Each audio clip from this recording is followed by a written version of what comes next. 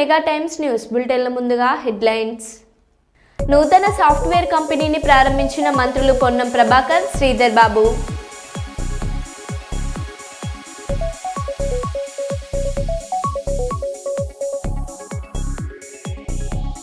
గంభీరావుపేట మండలం గోరంటాల గ్రామ శివార్లో టైర్ పగలడంతో పొలంలోకి దూసుకెళ్లిన బస్.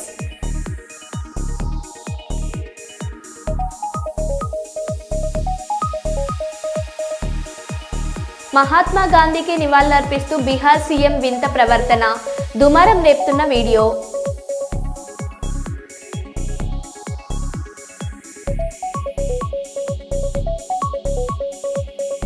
బాలీవుడ్ ఎంట్రీకి సిద్ధం, తొలి చిత్రానికి సంతకం చేసిన మొనాలిసా.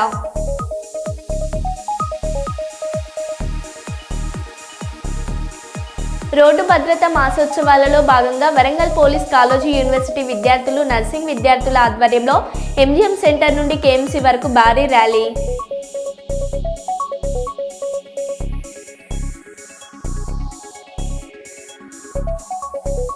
ఇక వివరాల్లోకి వెళ్తే, గతంలో నేటి ముఖ్యమంత్రి చంద్రబాబు నాయుడు ఎస్సీ రిజర్వేషన్కు అండగా నిలిచారని సర్వజన ఐక్యవేదిక వ్యవస్థాపకులు ఎంఆర్పీఎస్ రాష్ట్ర నాయకులు పేరపోగు పెద్ద లక్ష్మణ తెలిపారు.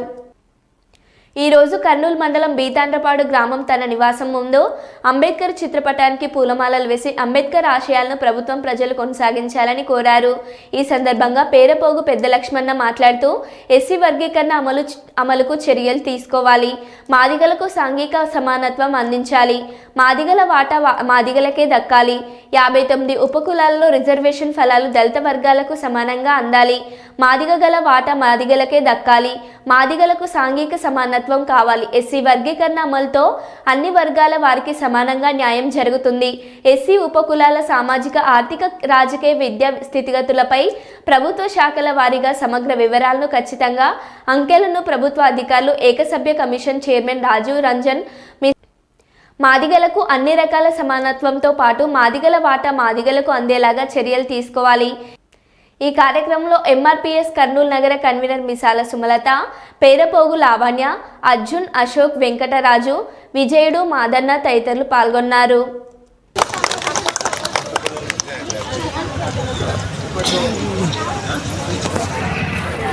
లక్ష్మణ చేస్తున్న పోరాటం మీరంతా మద్దతు ఇవ్వాలి, ఆయన వెనక నిలబడాలా. లక్ష్మణ గారి నాయకత్వం, లక్ష్మణ గారి నాయకత్వం.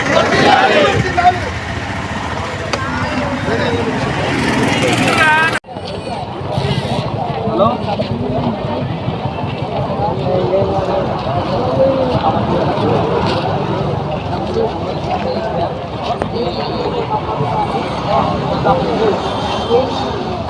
వచ్చినటువంటి ప్రజానీకానికంతా 277 సర్వే నెంబర్లో మన బీతాండ్రపాడు గ్రామం నుండి గతంలో 2013లో బాల గణేశయ్య గారు ఉన్నప్పుడు ఎంఆర్ఓగా ఇవ్వడం జరిగింది. ఇంటింటి సర్వే చేయించి ప్రతి రేషన్ కార్డు ఉన్న వాళ్ళకు, అందులైన పేదలకు అందరికీ కూడా 1300 మంది దాకా పొజిషన్ పట్టాలు ఇవ్వడం జరిగింది. అప్పుడు మరి ఇప్పటి వరకు రాళ్ళు పాతించి పొజిషన్లోకి పంపించడం కోసం ప్రభుత్వం కాలయాపన చేస్తుంది.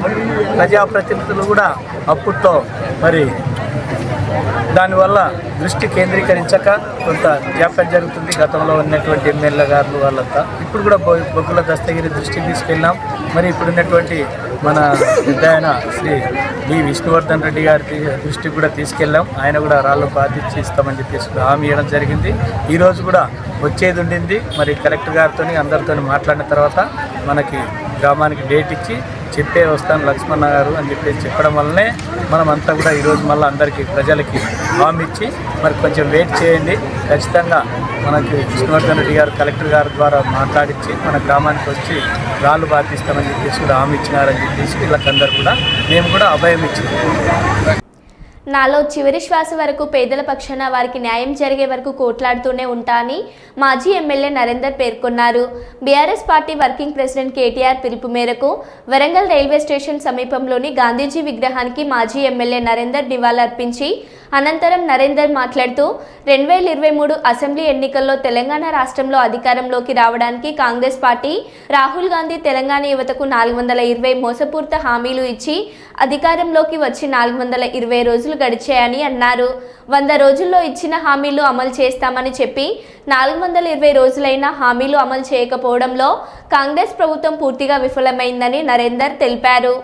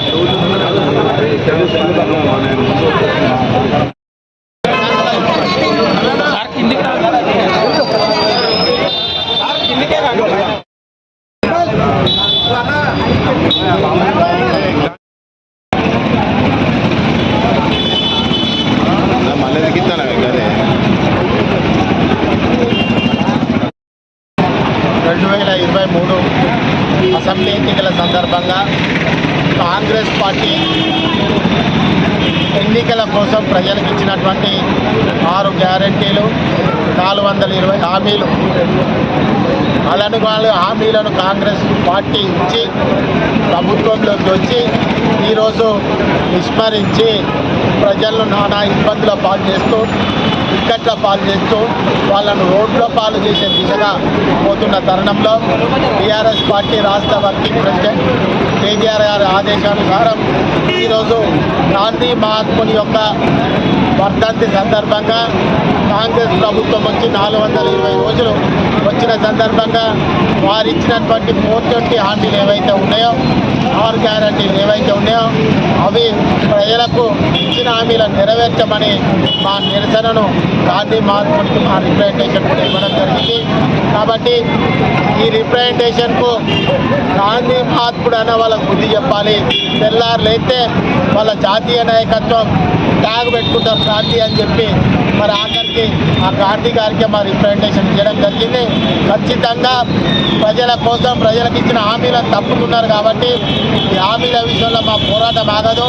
ఈ ప్రాంతంలో ఆ హామీలను నెరవేర్చేదాకా విశాఖ స్టీల్ ప్లాంట్ ప్రైవేటు పరం కాకుండా చూడాలని చంద్రబాబు గారి కమిట్మెంట్ ప్రకారం రివైవల్ ప్యాకేజ్ ప్రకటించాలని మంత్రి నారా లోకేష్ నన్ను అనేక సార్లు కోరారు. కేంద్ర మంత్రి Kumaraswamy. Particularly, I congratulate our Andhra dynamic Chief Minister Chandrababu Naidu ji and the upcoming leader of Andhra, young leader Nara Lokesh Garu. Several times he also using his father's name. My father commitment is to revive the RNL plant. For that, please cooperate to fulfill my father's commitment. Several times Lokesh ji also requested me. Karimnagar పట్టణంలో నీకొండ సత్య లక్ష్మీ గార్డెన్స్లో నూతన software కంపెనీని ప్రారంభించిన మంత్రులు పొన్నం ప్రభాకర్, శ్రీధర్ బాబులు. ఈ సందర్భంగా మంత్రి పొన్నం ప్రభాకర్ మాట్లాడుతూ కరీంనగర్ జిల్లా యువత ఉపాధి అవకాశాల కోసం బయటకు వెళ్లకుండా ఇక్కడికే కంపెనీలు తెచ్చేలా అభివృద్ధి చేస్తున్నామని, జిల్లా యువత కోసం ఇక్కడ ఉద్యోగ అవకాశాలు సృష్టించబడుతున్నాయని ఆయన పేర్కొన్నారు. మంత్రి శ్రీధర్ బాబు మాట్లాడుతూ ప్రభుత్వం అనేక కార్యక్రమాలు చేపడుతుందని అన్నారు. ముఖ్యమంత్రి రేవంత్ రెడ్డితో జిల్లా మంత్రి అయిన నేను దావోస్ వెళ్లి వేల కోట్ల పెట్టుబడులు తెచ్చామని అన్నారు. దానిని కూడా విమర్శిస్తూ ప్రతిపక్ష పార్టీలు నీచ పరిస్థితికి దిగజారుతున్నారని అన్నారు. ఈ కార్యక్రమంలో మానకొండూరు ఎమ్మెల్యే కవ్వంపల్లి సత్యనారాయణ, కుడా చైర్మన్ కోమటిరెడ్డి నరేందర్ రెడ్డి, మాజీ ఎమ్మెల్యే ఆరపల్లి మోహన్, ఇతర ముఖ్య నేతలు పాల్గొన్నారు. అందుకు సోదరుడు కరీంనగర్ లాంటి ఈ యొక్క జిల్లాలో కొండా శ్యామ్ గారు 17 సంవత్సరాలు నేను ఒక రోజు అమెరికాలో ఉన్నప్పుడు 9 రోజులు ఇద్దరు కూడా కలిసి చాలా కాలంగా తిరిగిన, ఎప్పుడు కూడా కష్టపడి నా ఊళ్ళో చేయాలి. లచ్చన్న మా కుటుంబ సభ్యుడు లచ్చన్న ప్రేమతో ఇక్కడ మధ్య లేదు, రాజకీయంగా తమ్ముడు రాంటే ఉత్సాహవంతమైన కరీంనగర్ ఐటీ టవర్ లో ఈ సంస్థను స్థాపించి ఈ రోజు నుంచి వారి కార్యక్రమాలను మొదలు పెడతా ఉన్న తరుణంలో ఎలక్షన్ కోడ్ వచ్చిన నేపథ్యంలో ఐటీ టవర్ లో ఈ కార్యక్రమం నిర్వహించలేకపోయింది. ఎలక్షన్ కోడ్ ఉన్న నేపథ్యంలో ఇక్కడ ఈరోజు ఫంక్షన్ హాల్లో మరి కార్యాలయం ప్రారంభోత్సవ కార్యక్రమంతో పాటు 2 అప్లికేషన్స్ కూడా డెవలప్ చేసి మొదటిగా కరీంనగర్ పట్టణ వాసులకి ప్రపంచవ్యాప్తంగా సేవలు అందించాలని ఒక మంచి ఆలోచనతోనే ఈ యాప్ మరి లాంచ్ చేసిన సందర్భంలో హృదయపూర్వకంగా టెక్జెనిక్ సంబంధించిన సంస్థ వారికి ఈరోజు మేనేజింగ్ డైరెక్టర్ చైర్మన్ అయిన మరి శ్యామ్ గారు, సాయి గారు, దీంట్లో పనిచేస్తా ఉన్న ఇతర మిత్రులకు, సోదరులకు, సోదరులకు హృదయపూర్వకంగా శుభాకాంక్షలు తెలియజేస్తా ఉన్నాం. బీహార్ ముఖ్యమంత్రి నితీష్ కుమార్ తరచూ చేసే పనులు చర్చకు దారితీస్తున్నాయి. ఈసారి గాంధీ వర్ధంతి సందర్భంగా వందనం చేయాల్సిన సమయంలో చప్పట్లు కొట్టడం హాట్ టాపిక్గా మారింది. నితీష్ కుమార్ను చూసిన అసెంబ్లీ స్పీకర్ నందు కిషోర్ యాదవ్, పక్కనే ఉన్న deputy CM Vijay Sinha shock అయ్యారు. వెంటనే ఆపేందుకు సైగలు చేశారు. నితీష్కి సంబంధించిన ఈ వైరల్ వీడియోపై ఇప్పుడు బీహార్లో రాజకీయ గందరగోళం మొదలైంది. నితీష్ వింత ప్రవర్తనపై ఆర్జేడీ నుంచి జన్ సురాజ్ వరకు ప్రశ్నలు సంధించారు. ముఖ్యమంత్రి మానసిక పరిస్థితి బాగానే ఉందా అంటూ సెటర్లు వేశారు. నితీష్ కుమార్కు పిచ్చి పట్టిందని ఆర్జేడీ నేత తేజ్ ప్రతాప్ యాదవ్ విలేకరులతో అన్నారు. గాంధీ వర్ధంతిని ముఖ్యమంత్రి ఎగతాళి చేశారని మండిపడ్డారు.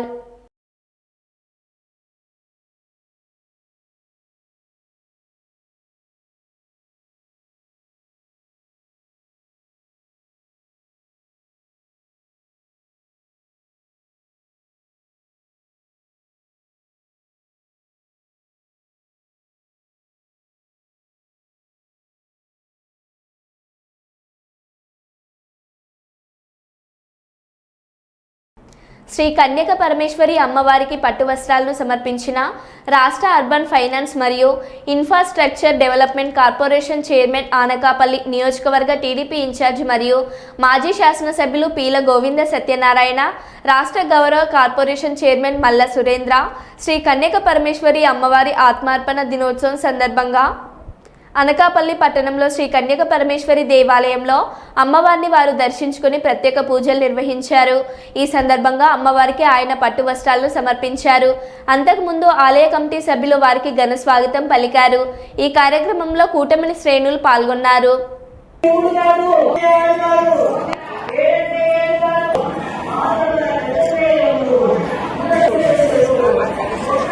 తక్కువ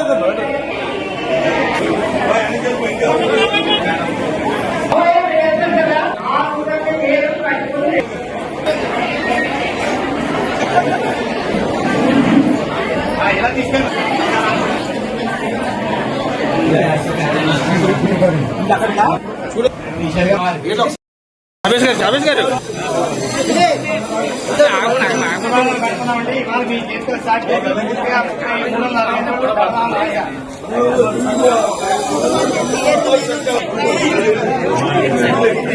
చేయి సార్.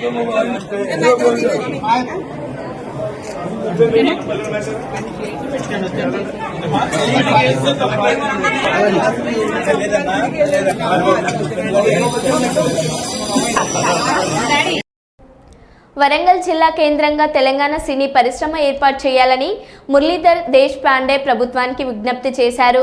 మన రాష్ట్రం మన సినిమా అని వరంగల్ నగరంలోని రత్న హోటల్లో కళాకారుల సమావేశం నిర్వహించుకున్నారు. తెలంగాణ సినీ టీవీ జానపద సాహిత్య సంగీత నృత్య నాటక కళాకారుల ఐక్యవేదిక ఆధ్వర్యంలో వేదిక ఏర్పాటు చేసుకుని ప్రజాప్రతినిధులను పిలిచి వారి ద్వారా కళాకారుల డిమాండ్లను ప్రభుత్వ దృష్టికి తీసుకెళ్తామని ఆయన తెలిపారు. మన రాష్ట్రం మన సినిమా అని వరంగల్ నగరంలో సినీ స్టూడియో నిర్మాణం చేయాలని మురళీధర్ దేశ్ పాండే కోరారు. తీసుకోవాలి. ఇక్కడ ఉన్న టాకీస్ కానీ అక్కడ ఉన్న ఏదో ఒక రకంగా టెంకి తీసుకురావాలని పెట్టుబడి పెట్టి సినిమాలు తీసినా కూడా ఎందుకు లేదు అంటే ఆంధ్ర వల్ల పెద్దలను ఇంకా కొనసాగి అమలు చేశారు. మన కరోనా అంటే సీనారిటీ తీసుకోండి. మరి ఇక్కడ ఉన్నటువంటి ఆ కళాకారులు వాళ్ళు తొక్కేస్తా ఉన్నారు. ఆ గత 2 నెలలుగా హైదరాబాద్ నగరంలో ఒక 4 సార్లు ఈ రాష్ట్రంలో ఉన్న కళాకారులందరూ కూడా పూర్వాభివృద్ధి చెందాలి. మన తెలంగాణలో ఉన్న కళాకారులు కూడా సూపర్ స్టార్లు అయ్యే దిశగా మన ప్రయాణంలో ఏదంటే ఒక సినిమా రంగం. ఆ సినిమా రంగాన్ని ముందుగా మనం కాపాడుకోదలుచుకుంటే మిగతా కళా సంస్థలన్నీ కూడా మన వరంగల్లో ఏర్పాటు చేయడం జరిగింది. మరి వాస్తవంలోనూ భవిష్యత్తులో ఒక పట్టు పట్టగలుగుతాం. మనం కళాకారుడు ప్రభుత్వాన్ని దించగలుగుతాడు, కళాకారుడు ప్రభుత్వాన్ని గద్దె మీద తీసుకురాగలుగుతాడు. ఈ అంశాన్ని మనం గత కొన్ని 10 సంవత్సరాలుగా చూడగలిగినాం. కేసీఆర్ లాంటి వాళ్ళు ఒక్క నియోజకవర్గానికి పరిమితమైన వ్యక్తి కేంద్ర మంత్రి కాగలిగాడు. ఒక్కరినే నియోజకవర్గంలో పెరిగినటువంటి వ్యక్తి రాష్ట్ర ముఖ్యమంత్రి కాగలిగాడు. తెలంగాణ ప్రాంత విముక్తి కోసం పోరాటంలో బలిదానాల తర్వాత సబ్బండ వర్గాలు కలిసి పోరాటం చేస్తే తెలంగాణ అమరుల కుటుంబాలు వచ్చినాయి. ఉప్పరయ్య గారు వచ్చినారు, శ్రీనివాస్ గారు వచ్చినారు, పోలమ్మ గారు వచ్చినారు. వాళ్ళు కూడా ఈ మన సినిమా ఇండస్ట్రీ జానపద ఇండస్ట్రీ కాపాడుకోవడానికి మా కొడుకులు మా భర్తలు చనిపోయింది భౌగోళిక తెలంగాణ కోసం కాదు, మా ఒక్కరి ఉపాధి కోసం కాదు, లక్షలాది మంది ఉపాధి కోసం రావాల్సిన తెలంగాణ కొంతమంది గుప్పిట్లో మిగిలిపోయింది. మీ పోరాటంలో మేము భాగస్వాములు ఉపాధిని ఒకసారి లేచి అందరికీ ఒకసారి నమస్కారం. అందరికీ మీరున్న ఒక ప్రోగ్రాం పెట్టుకొని మొట్టమొదటిసారి 33 జిల్లాల నుంచి ఉమ్మడి జిల్లాల్లో 10 జిల్లాల్లో 500 నుంచి 1000 మందికి తగ్గకుండా సదస్సులు పెట్టుకొని చివరిసారిగా ఒక 3000 నుంచి 5000 మంది హైదరాబాద్కు పోయి శిల్పారామంలో ప్రదర్శన చేస్తూ మంత్రులను అక్కడికి పిలిచి అంతమంది కళాకారుల ముందు మనం నిర్ణయించుకున్నటువంటి డిమాండ్స్ ఏదైతుందో గతంలో సినిమా ఫిలిం డెవలప్మెంట్ కార్పొరేషన్ అని 30 ఏళ్ల నుంచి ఫిలిం డెవలప్మెంట్ తో పాటు ఫిలిం, టీవీ, జానపద 3టికి కలిసి డెవలప్మెంట్ కార్పొరేషన్ ఉండే. అందుకని టీవీ తీసేసేవాడు, జానపదం తీసేసేవాడు, ఫిలిం ఒక్కడే పెట్టుకొని ఒక్కరిని ఏకఛత్రాధిపత్యం చేస్తాడు. అంటే చట్టాలని తుంగలో తొక్కి ఉన్న చట్టాలను అమలు కాకుండా ఉన్న నిధులు ఈ ప్రాంతం వారికి రాకుండా అనేక రకాలుగా ప్రయత్నం జరిగినాయి. దురదృష్టం ఏంటంటే మనం ఉమ్మడి రాష్ట్రంలోకి పోయినాం. పరిపాలకులు మన వాళ్ళు కాదు, మనవాడ ఉన్న ప్రజాప్రతినిధిగా ఉన్న మన సమస్యల మీద ప్రస్తావించి పోరాటం చేసి సాధించుకున్న దృష్టిలో ఉన్నాం. కాబట్టి ఇప్పుడు మనం సర్వస్వతంత్రులు. మనం ఎవరిని వద్దంటే భారతదేశంలో అందరూ ఉండొచ్చు, అందరు చేయొచ్చు. కానీ ఏ రాష్ట్రం అయితే సినిమా ఇండస్ట్రీ ఉంటుందో దాని పేరే తెలుగు అంటున్నారు వాళ్ళు. తెలంగాణ ఇండస్ట్రీ అంటలేరు.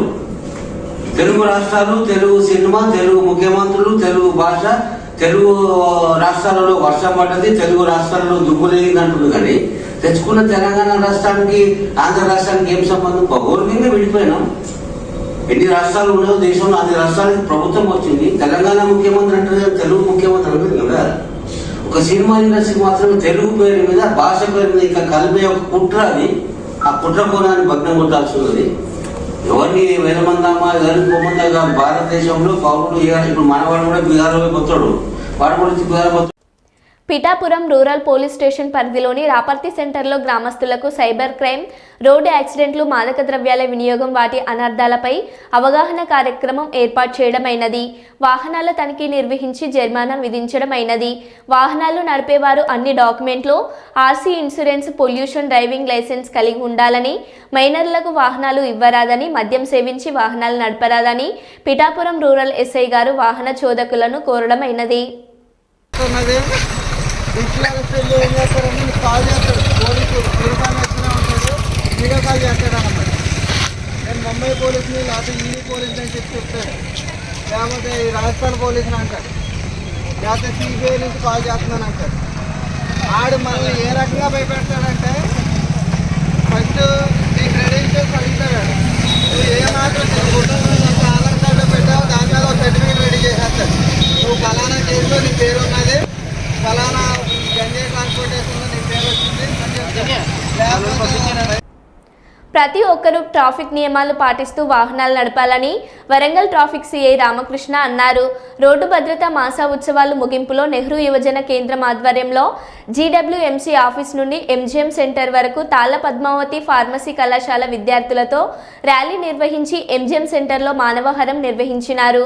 ఈ కార్యక్రమానికి ముఖ్య అతిథిగా వరంగల్ ట్రాఫిక్ సిఐ రామకృష్ణ విచ్చేసి ట్రాఫిక్ అవేర్నెస్ గురించి విద్యార్థులకు అవగాహన కల్పించారు. అందరూ ట్రాఫిక్ నియమాలు పాటించాలని, హెల్మెట్ ధరించాలని, వెహికల్ డాక్యుమెంట్స్ అన్ని కలిగి ఉండాలని, రాంగ్ రూట్లో వెళ్ళొద్దు, సెల్ ఫోన్ డ్రైవింగ్ చేయొద్దని, ట్రిపుల్ డ్రైవింగ్ వెళ్ళొద్దని, మైనర్కు బండి ఇవ్వద్దని విద్యార్థులకు వివరించారు.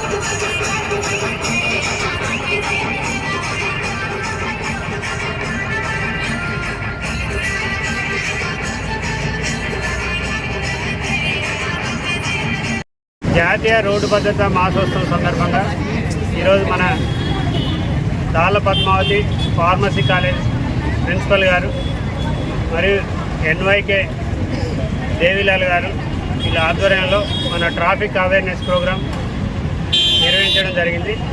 దీని యొక్క ముఖ్య ఉద్దేశం ఏంటంటే ప్రతి ఒక్కరు కూడా రోడ్డు భద్రతా నియమాలు పాటిస్తూ సురక్షితంగా వాళ్ళ యొక్క ప్రయాణం అనేది ఉండాలని చెప్పి వాళ్ళ జర్నీ సురక్షితంగా ఉండి ఇంటికి క్షేమంగా చేరుకోవాలనే ఉద్దేశంతో ఈ యొక్క కార్యక్రమం నిర్వహించడం జరిగింది. రోడ్డు మీద ప్రతి ఒక్కరు కూడా 80 నుంచి 90% యాక్సిడెంట్లు అన్నీ కూడా హెల్మెట్ లేకపోవడంలో జరుగుతున్నాయి. అంటే ప్రతి ఒక్కరు కూడా టూ వీలర్ నడిపే వాళ్ళు హెల్మెట్ ధరించాలి, లైసెన్స్ ఉంటేనే వాహనాలు నడపాలి, తాగి ఎట్టి పరిస్థితుల్లో కూడా వాహనం నడపకూడదు. తాగి నడపడం వల్ల రీసెంట్గా ఒక 3 days బ్యాక్ ఒకటి మేజర్ యాక్సిడెంట్ అయింది మన మామనూరులో. ఆ టిప్పర్ డ్రైవరు తాగి నడపడం వల్ల దాని మీద ఉన్న ఐరన్ మొత్తం ఒక 2 ఆటోల మీద పడి పల్టీ కొట్టి ఒక 7 ఒకటే ఫ్యామిలీకి సంబంధించిన వాళ్ళు చనిపోయారు. కాబట్టి ఎట్టి పరిస్థితుల్లో తాగడం అనేది మీకు సరదా కావచ్చు, కానీ తాగి వాహనం నడపడం వల్ల ఒక కుటుంబం నుంచి ఒక 10, 20, 100 కుటుంబాలు కూడా రోడ్డు మీద పడే ప్రమాదం ఉంది. కాబట్టి ఎట్టి పరిస్థితుల్లో కూడా తాగి వాహనాలు నడపొద్దు, లైసెన్స్ తీసుకోండి, డ్రంక్ అండ్ డ్రైవ్ చేయొద్దు, హెల్మెట్ కంపల్సరీ పెట్టుకోవాలి, కారు నడిపే వాళ్ళు సీట్ బెల్ట్ పెట్టుకోవాలి. మైనర్లకి వాహనాలు ఎట్టి పరిస్థితులు ఇవ్వద్దు. మైనర్లు వాహనాలు ఇస్తే మైనర్లతో పాటు వాళ్ళ యొక్క పేరెంట్స్ కూడా వాళ్ళతో పాటు జైలుకు పోవాల్సిన పరిస్థితి ఉంటుంది.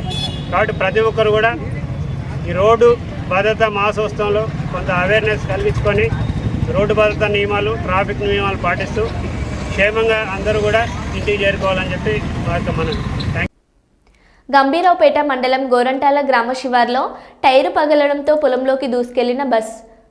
ఆర్టీసీ బస్సులో ప్రయాణిస్తున్న పలువురికి తీవ్ర గాయాలు. గాయపడిన ప్రయాణికులు ప్రభుత్వ ఆసుపత్రికి తరలింపు. కామారెడ్డి డిపో బస్ కామారెడ్డి నుండి సిరిసిల్లకు వస్తుండగా ఈ ఘటన చోటు చేసుకుంది.